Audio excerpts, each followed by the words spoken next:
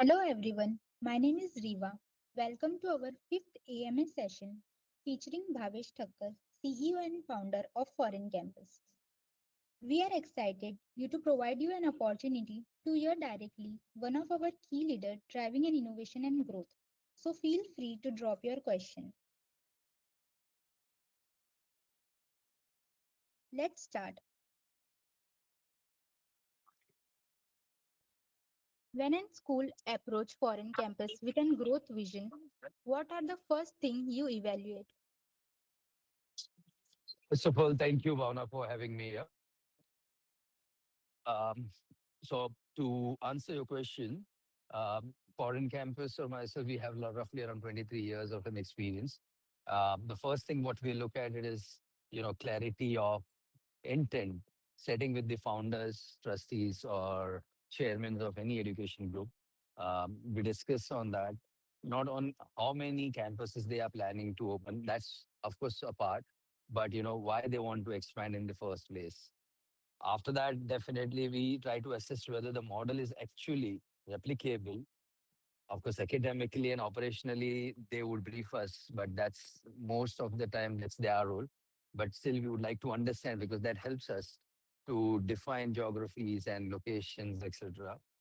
So this we look at the depth of their financial readiness and whether their systems or their finances are aligned to their expansion plans or not.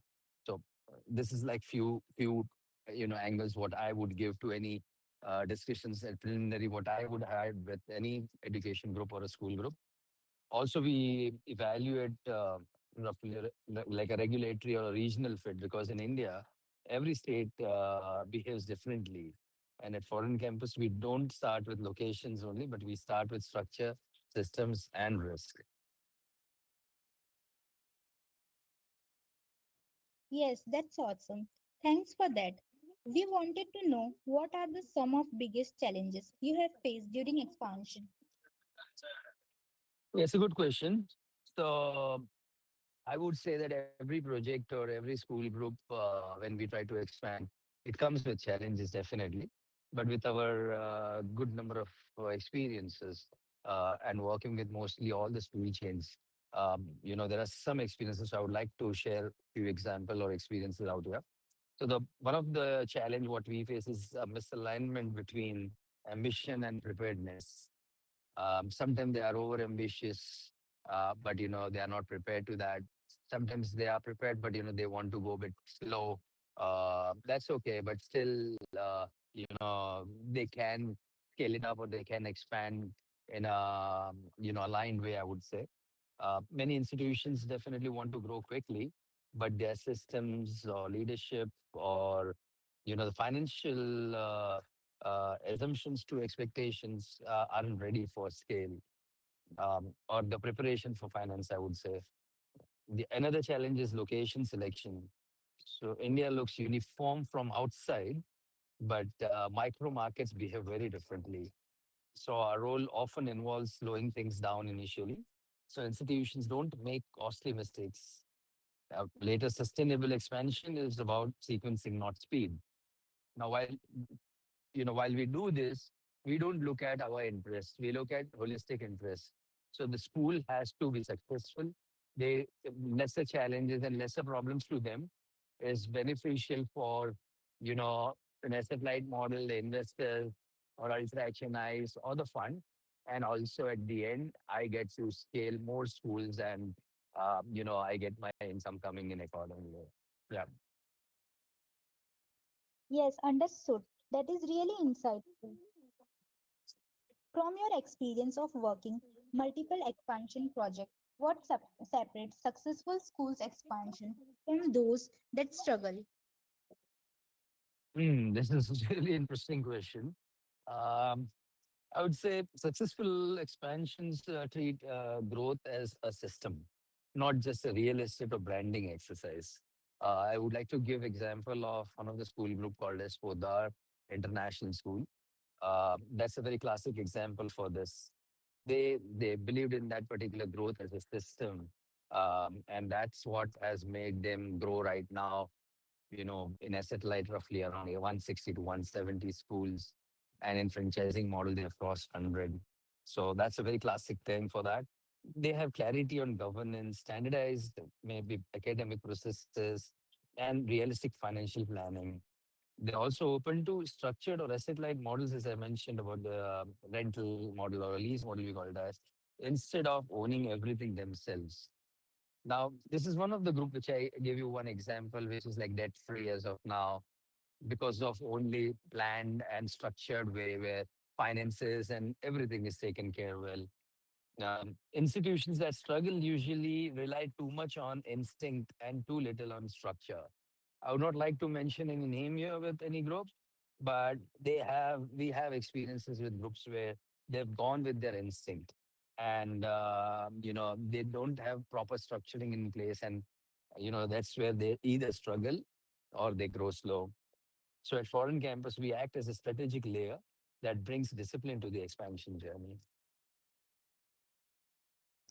Such a nice example. Great thought. How does having an expansion partner like Foreign Campus help institutes to reduce risk and accelerate growth?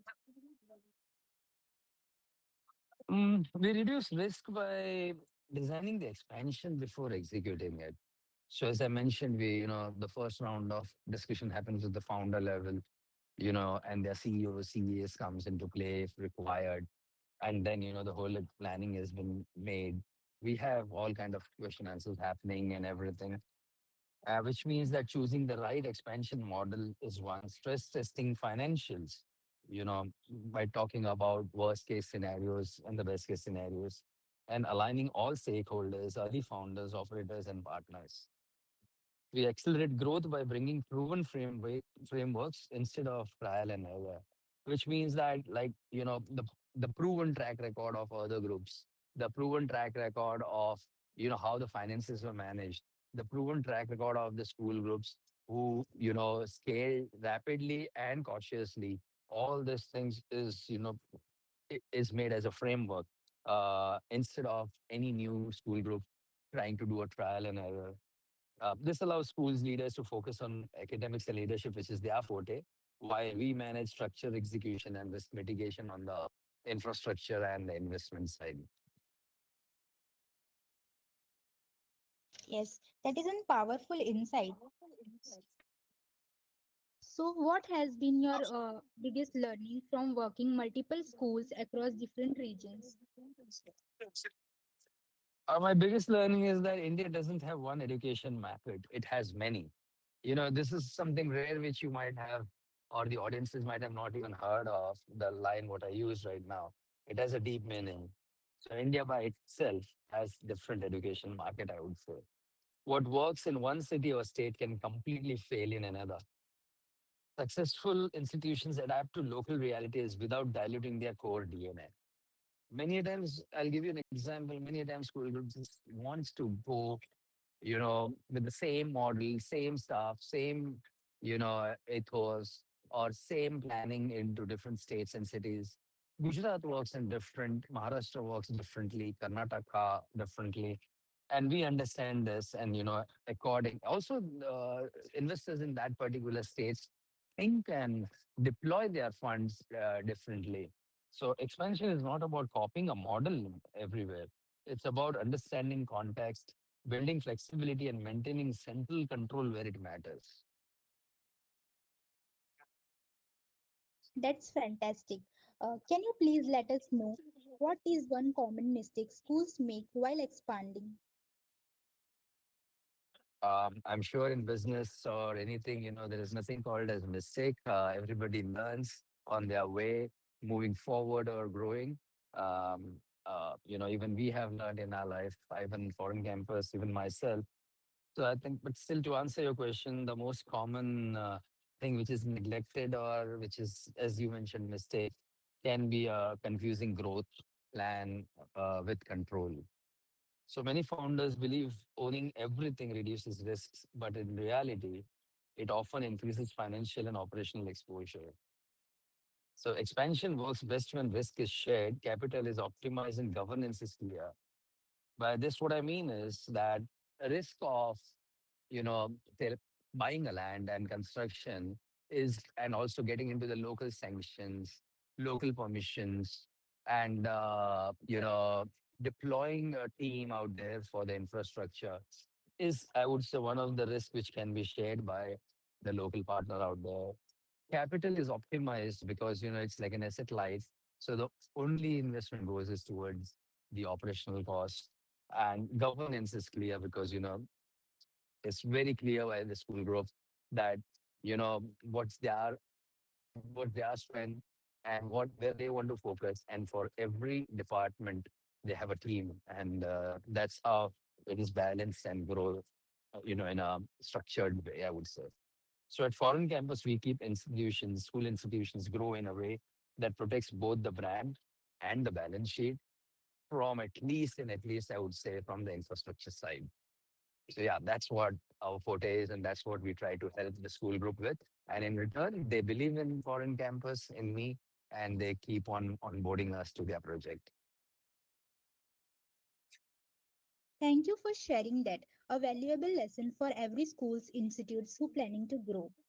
All right, everyone, we have just got few minutes left. If anyone have any quick question, please direct them to our CEO.